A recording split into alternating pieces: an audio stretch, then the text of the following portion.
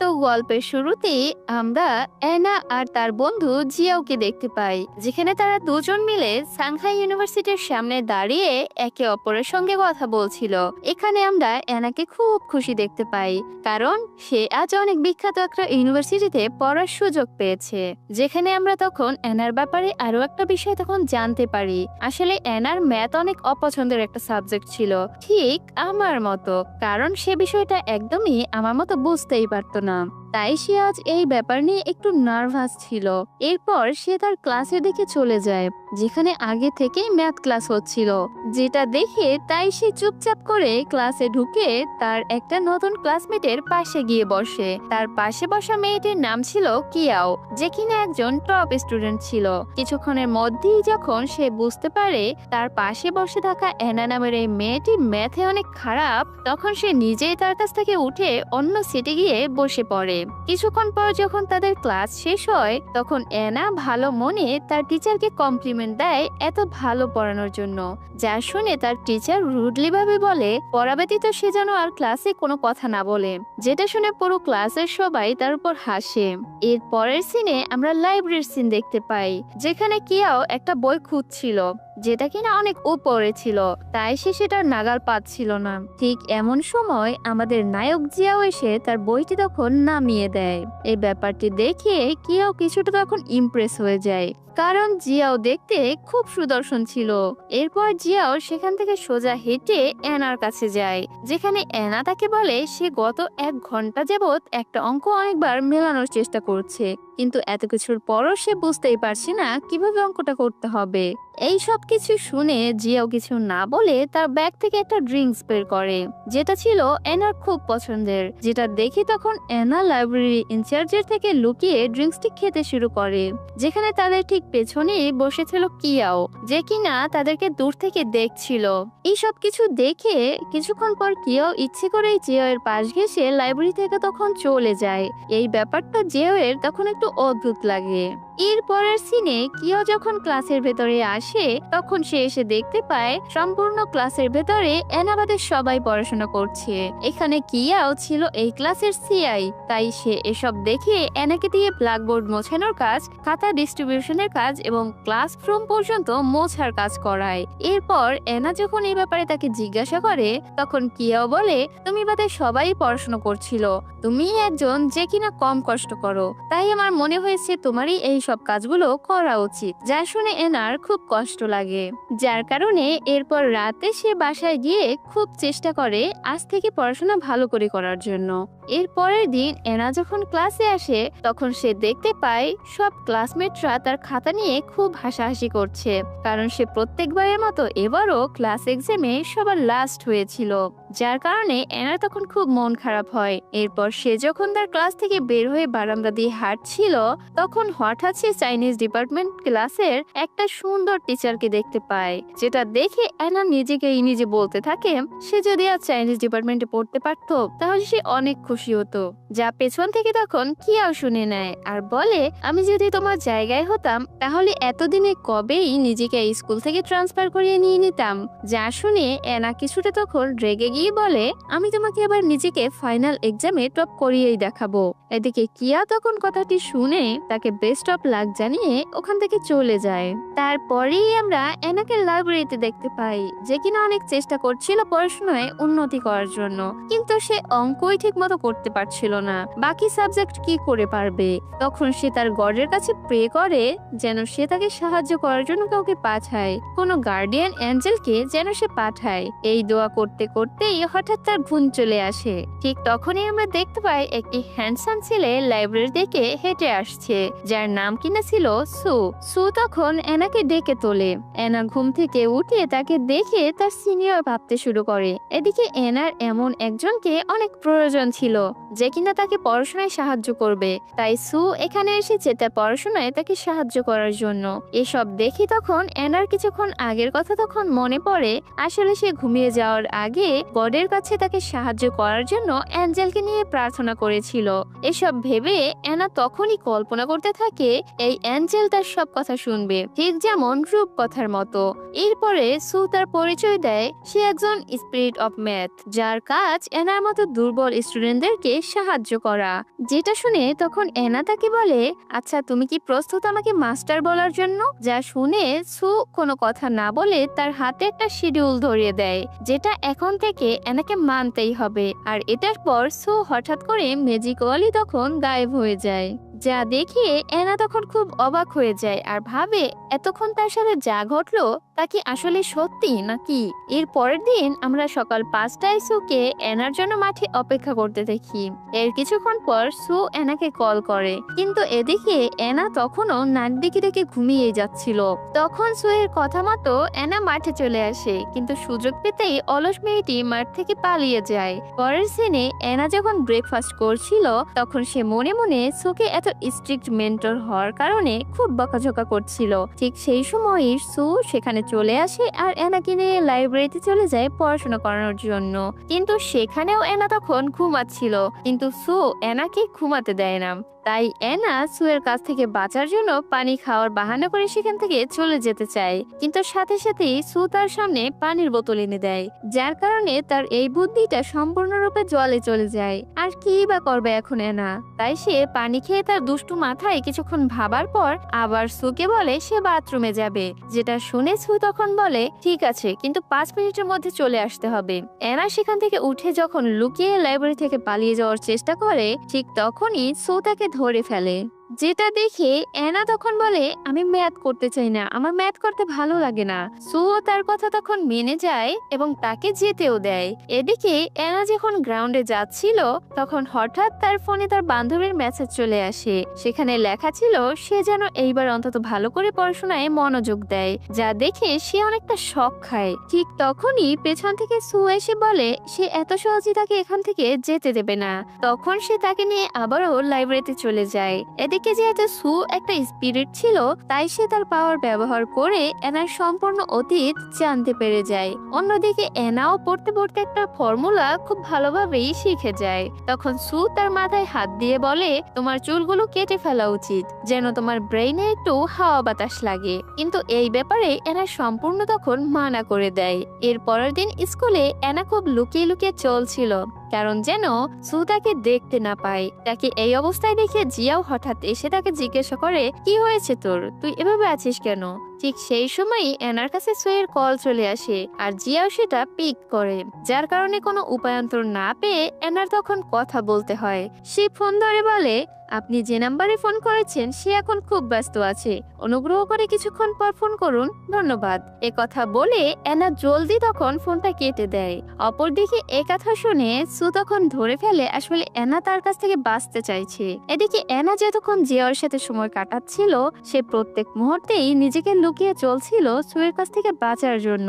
কিন্তু দুর্ভাগা অ্যানার সামনে তখন সু চলেই আসে, যা দেখে অ্যানা উল্টো দিকে দৌড়াতে শুরু করে। ঠিক তখনই সু খেয়াল করে উপর থেকে অ্যানার উপরে একটা টপ পড়তে যাচ্ছে, যা দেখে সে সাথে সাথে দৌড়ে গিয়ে অ্যানাকে সঠিক সময় বাঁচিয়ে নেয়। যেটা দেখে অ্যানা তখন অনেক অবাক হয়ে যায়, কারণ সে যার থেকে পালাতে চাচ্ছিল আজ সেই তাকে বাঁচিয়ে নিয়েছে।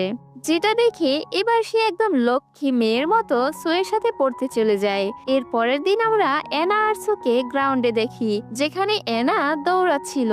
দৌড়াতে দৌড়াতে এক পর্যায়ে ক্লান্ত হয়ে সে সেখানেই শুয়ে পড়ে, যেটা দেখে তখন সেখানে সু চলে আসে। তখন অ্যানা তার দিকে অপলকভাবে তাকিয়ে থাকে, কারণ সু দেখতে অনেক সুন্দর ছিল। এর কিছুক্ষণ পর তাদের ক্লাসে একটা পরীক্ষা হয়, যেখানে কিনা প্রথমবারের মতো অ্যানা ব্রিলিয়ান্ট স্টুডেন্টের মতো সবার লাস্ট হয়নি, বরং সে একজনের আগে এসেছে, যেখানে তার ম্যাথ একটু ইমপ্রুভ হয়েছিল, যার কারণে সে কিছুটা খুশিও ছিল। তাকে এত খুশি হতে দেখে কিয়াও তাকে বলে তুমি যদি এক্সামে আরো ভালো করতে চাও তাহলে তোমার আরো পড়াশোনায় ইমপ্রুভ করতে হবে। কিয়াও সেখান থেকে চলে যাওয়ার পর তখন অ্যানার ফোনে সু এর কল আসে, যে কিনা তাকে লাইব্রেরিতে আসতে বলে পড়ার জন্য। যেটা শুনে লাইব্রেরিতে যাওয়ার পথেই তাদের দুজনের দেখা হয়ে যায়, যেখানে অ্যানা তখন তাকে একটা মেয়ের সাথে দেখে, যে মেয়েটা তার পা ধরেছিল।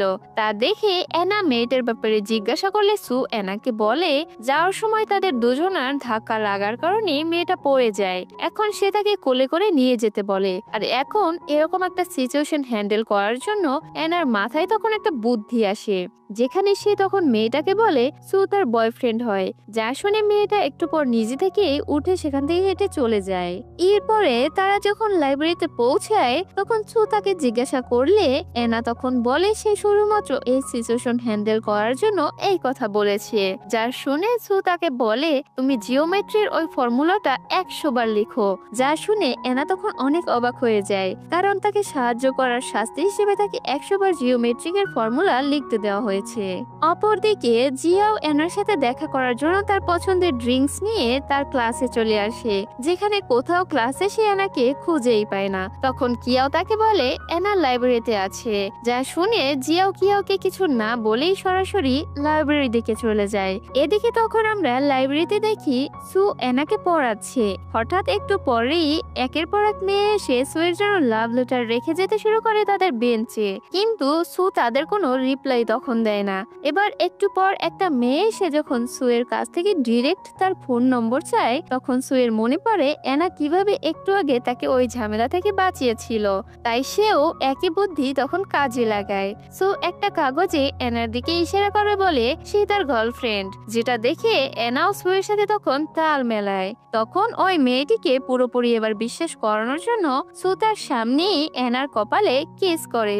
যা দেখে ওই মেয়েটা সাথে সাথে ওখান থেকে চলে যায় এবং এনাও অনেকটা অবাক হয়ে যায় সুয়ের এরকম আচরণে। এই দৃশ্য আবার জিয়াও তখন আড়াল থেকে দেখে ফেলে, আর সে কিছুটা রেগেই যায়। তাই সে এনার কাছে গিয়ে এনাকে জিজ্ঞাসা করে সু কি তার বয়ফ্রেন্ড হয়। তখন সু বলে না, কিন্তু তার ফ্যান ফলোয়ার যেন তাকে ডিস্টার্ব না করে, ঠিক সেই জন্য এমনকি এনার পড়ার যেন ডিস্টার্ব না হয় তাই সে এরকম করেছে।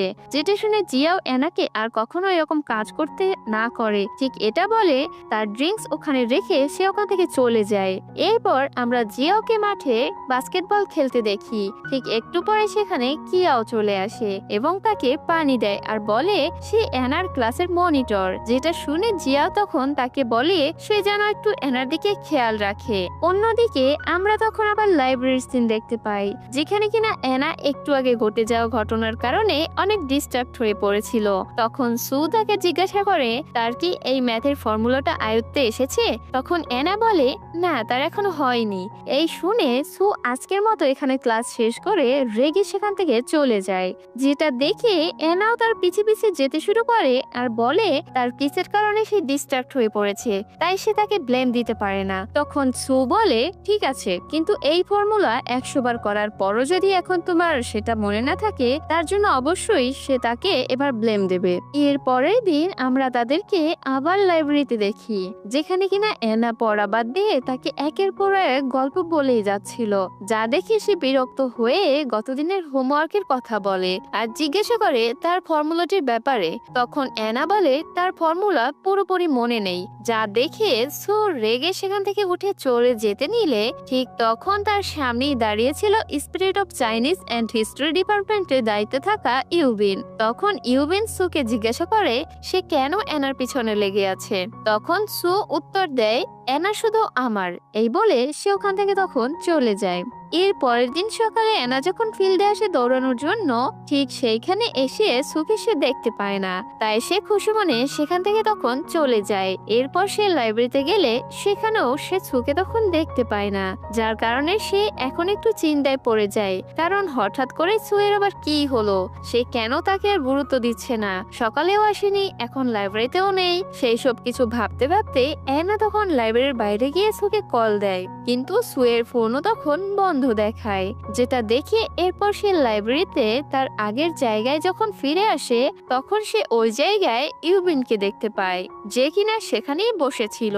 যেখানে ইউবিন তাকে বলে সে আসলে institute of Chinese and history ডিপার্টমেন্টের একজন প্রফেসর হিসেবে আছে এবং সে তাকে এই ডিপার্টমেন্ট থেকে চাইনিজ ডিপার্টমেন্টে শিফট করার জন্য সাহায্য করতে পারবে, আর তার জন্যই সে এখানে এসেছে। এনা তখন সুয়ের ব্যাপারে তাকে জিজ্ঞাসা করে। তখন ইউবিন বলে সু তার টাস্ক ক্যান্সেল করে দিয়েছে, যেটা শুনে এনা তখন বলে সে জানতোই সু তাকে একটু পছন্দ করে না, কিন্তু তাদের এইসব কথা একটু দূরে বইয়ের পিছে লুকিয়ে থাকা সু তখন শুনে ফেলে। এরপর এনা আর ইউবিন তখন দুজন মিলে লাইব্রেরি থেকে অনেকগুলো হিস্ট্রি আর নোবেলের বই কালেক্ট করে, যা কিনা এনা অনেক আনন্দের সাথে পড়তে থাকে। তারপর ইউবিন এনাকে নিয়ে তাদের ইউনিভার্সিটির কাছে থাকা সমুদ্রের পাড়ে যায় যেন সে সূর্যাস্ত দেখতে পারে। ইউবিন এসব এই কারণে করছিল যেন এনার মন ভালো থাকে এবং সে ভালো করে কবিতা, গল্প এগুলো বাস্তবে দেখতে পারে। তারা এভাবে কিছুটা সময় কাটানোর পর রাত চলে আসে, যেখানে এনা তখন ইউবিনকে সারা দিনের জন্য ধন্যবাদ দিয়ে সেখান থেকে তখন চলে যায়। তখনই পিছন থেকে সু বের হয়ে আসে, যে আসলে সারাদিনই তাদের পিছনে পিছনে ঘুরছিল। সে বের হয়ে এসেই তখন বলে, ইউবিন তুমি যেই ডিপার্টমেন্টের যেই হও না কেন এনার থেকে দূরত্ব বজায় রেখে চলো। আসলে সু কিছুটা জেলাস ফিল করছিল তাদের দুজনকে নিয়ে। এর পরের দিন সে যখন ইউনিভার্সিটিতে যায় তখন তার সাথে আরো দুটি স্পিরিট প্রফেসরের দেখা হয়, যারা দুজন মিলে তাকে পুরো চাইনিজ ডিপার্টমেন্ট তখন ঘুরিয়ে দেখায়, যার কারণে এনার তখন অনেক ভালো লাগে। আর এইসব কিছু ইউবিন আর সু দুজন মিলে একসাথে দেখছিল সুয়ের স্পেশাল পাওয়ার ব্যবহার করে। এনা যখন সেখান থেকে বাসায় ফিরছিল পথেই তার কিয়াও এর সাথে দেখা হয়, যেখানে কিয়াও তাকে জিজ্ঞাসা করে তার সামনের এক্সামের প্রিপারেশন কেমন, যেটা শুনে এনা তখন তাকে কিছু না বলে ওখান থেকে চলে আসে। কিন্তু বাসায় যাওয়ার পর হঠাৎ করে এনার যেন কি হয়, তার মাথায় খালি সুয়ের কথাই ঘুরছিল। তাই সে তার কথা মনে করতে করতে ম্যাথ বই খোলে এবং নিজে নিজেই ম্যাথ করতে থাকে। এর পরের দিন সে যখন লাইব্রেরিতে যায় তখন ইউবিন তার জন্য অপেক্ষা করছিল। তখন এনা ইউবিনকে জানায় সে আসলে ম্যাথ ডিপার্টমেন্টেই ঠিক আছে, সে হিস্ট্রি ডিপার্টমেন্টে শিফট হতে চায় না। এই কথা শুনে ইউবিন অনেক অবাক হয়ে যায়, কিন্তু সে তাকে বলে সে এনার নেওয়ার ডিসিশনের উপর ভরসা রাখে। ঠিক এটা বলে সে ওখান থেকে এনাকে বাই বলে ম্যাজিক্যালি গায়েব হয়ে যায়। অপরদিকে সু আর ইউবিন যখন একসাথে হাঁটছিল তখন অন্যদিকে লাইব্রেরিতে বসে এনা মনে মনে সুকে ডেকেই যাচ্ছিল, কিন্তু সু তখন বলে আর যাই হয়ে যাক না কেন সে এত সহজে তার সামনে যাবে না। এরপর আমরা এনার হোস্টেলের সিন দেখি, যেখানে তার রুমমেট হলিডেতে চলে যায়। এখন সবার ছুটির সময় ছিল, কিন্তু এনা কোথাও যায় না, বরং সে সারাদিন লাইব্রেরিতে বসেই পড়াশোনা করতে থাকে। এভাবে পড়তে পড়তে রাত হয়ে যায়। এই সব কিছুই লুকিয়ে সু তখন দেখছিল। এদিকে যখন রাত গভীর হয়ে যায় তখন এনা বাড়ি ফিরতে নিলে সে অনেক ক্লান্ত থাকায় সিঁড়ি দিয়ে নামতে গিয়ে ধূপ করে পড়ে যেতে নেয়, কিন্তু হঠাৎই সেখানে সময় মতো সু এসে তাকে বাঁচিয়ে নেয়। কিছুক্ষণের জন্য তো এনা পুরো তখন থমকে যায় আর নিজের চোখকেই বিশ্বাস করতে পারে না। তারপরে যখন সে বুঝতে পারে না এটা সত্যিই সু, তখন সে তার আচরণের জন্য তার কাছে ক্ষমা চায়, যেটা দেখে সু এনাকে তখন ক্ষমা করে দেয়। তারপর তারা দুজন মিলে সেখান থেকে তখন চলে আসে। এর পরের দিন এনার যখন ঘুম ভাঙে তখন সে নিজেকে সুয়ের রুমে দেখতে পায়, যেটা দেখে তখনই তার মনে পড়ে গত রাতে সে যখন তার বাসাতে এসেছিল তখন সে অনেক ক্লান্ত থাকার কারণে ঘুমিয়ে গিয়েছিল। তাই সু তাকে নিয়ে এখানে এনে শুইয়ে দেয়। এনা এইসব কিছু ভাবতে ভাবতে খোলা চোখে তখন দিবা স্বপ্ন দেখা শুরু করে। সে নিজেকে আর সুকে রোমান্টিক দৃশ্যে কল্পনা করতে শুরু করে আর মিটিমিটি হাসতে থাকে। একটু পরে সু এসে তাকে উঠে যেতে বলে এবং এনা গিয়েই তখন দেখতে পায় সু তার জন্য বড় একটা রুটিন লিস্ট তার চোখের সামনে বানিয়ে রেখেছে এবং এই রুটিন যেন এনা এবার ঠিকঠাক মতো মানে আর সু যেন এ ব্যাপারে খেয়াল রাখতে পারে। তাই সু তাকে তার বাসাতেই থাকতে বলে। এরপরে সে তাকে পড়তে বসতে বলে। এনা অনেকক্ষণ ধরে পড়ছিল, কিন্তু এতক্ষণেও সু তাকে ব্রেকফাস্টের কথা বলে না, যার কারণে সে রেগে গিয়ে কিচেনে চলে যায় আর সেখানে গিয়ে সে সবকিছু খুঁজতে শুরু করে, কিন্তু সে সব জায়গায় শুধু বই পায়, কারণ সু তো আর মানুষ ছিল না যে তার খাবার প্রয়োজন ছিল। তাই সে শেষমেশ এনাকে নিয়ে একটা সুপার শপে চলে যায়। সেখান থেকে তার প্রয়োজনীয় অনেক কিছু কেনে এবং আসার পথে সে এক মহিলার কাছ থেকে তার সব স্ট্রবেরি কিনে নেয়। মহিলাটি তাকে সবগুলো স্ট্রবেরি কেনার জন্য ডিসকাউন্ট দিতে চায়, কিন্তু সে ডিসকাউন্ট না নিয়ে পুরো টাকাটাই তখন দিয়ে দেয়। এখানে সু তার ভালো মানসিকতা দেখে অনেক খুশি হয়। এরপরে বাসায় গিয়ে এনা তার জন্য অনেক অনেক খাবার রান্না করে আর এখানে সু প্রথমবারের মতো এনার জোড়া জোড়াতে মানুষের খাবার টেস্ট করে, যা তার অনেক ভালো লাগে। এর এরপর সে এনাকে পড়তে বসতে বলে আর সে থালা বাসন ধুতে কিচেনে তখন যেতে নেয়। ঠিক সেই সময় এনা তার অ্যাফ্রনটা সুকে পরাতে গিয়ে ভুলক্রমে তখন তাদের হাগ হয়ে যায়, যেটা দেখে এনা লজ্জা পেয়ে তখন পড়তে চলে আসে। এদিকে অনেকক্ষণ যাবৎ এনা পড়তে থাকার পর সুয়ের কোনো সারা শব্দ এনা তখন পায় না, কিন্তু হুট করেই আচমকা সে কিছু শব্দ পেলে দৌড়ে সে কিচেনে চলে যায়। সে গিয়ে দেখে সেখানে সু অনেকক্ষণ ধরে এক্সপেরিমেন্ট করছিল আর এমন কিছু আবিষ্কার করার চেষ্টা করছিল যা দিয়ে থালা বাসনগুলো ধুতে পারবে। তখন এনা তাকে ডিশ ওয়াশার দেখিয়ে ডিশ ওয়াশার দিয়ে থালা বাসন ধোয়া শেখায়। এরপর যখন রাত হয়ে যায় তখন সুয়ের প্রথমবারের মতো ক্ষুধা অনুভব হয়, তাই সে এনার কাছে গিয়ে আগে খাবার বানাতে বলে। এরপর তারা দুজন মিলে যখন রাতের খাবার খাচ্ছিল ঠিক এমন সময় এনা সুয়ের দিকে তাকিয়ে খুব আবেগ আপ্লুত হয়ে যায়, কারণ এই প্রথমবার কেউ তার হাতের খাবার খাচ্ছিল। যেখানে এনা তখন সুকে বলে আসলে সে সবসময় একা একাই থাকে, এমনকি তার বার্থডেতেও, কারণ তার বাবা মা দুজনই অনেক ব্যস্ত মানুষ, তারা কখনোই তাকে ঠিকঠাক সময় দিতে পারে না। ঠিক তখনই হঠাৎ করে তাদের ডোরবেল বেজে ওঠে, যেখানে কিনা তার জন্য অনেক বড় একটা সারপ্রাইজ অপেক্ষা করছিল। এনা দরজা খুলেই তখন সে দেখতে পায় আজ তার জন্মদিন উপলক্ষে হিস্ট্রির টিচারেরা এমনকি ইউবিনও এখানে এসেছে তাদের সাথে তার জন্মদিন উদযাপন করার জন্য। সবাই মিলে খুব সুন্দর করে বার্থডে সেলিব্রেট করে, যেখানে সু তাকে একটা গিফটও করে। উপরটি খুলেই এনা তখন দেখতে পায় সেখানে একটা ম্যাথ বই রয়েছে, যা দেখি সে মনে মনে বলে এই বেটার কি মনে একটু মায়া দয়াও নেই।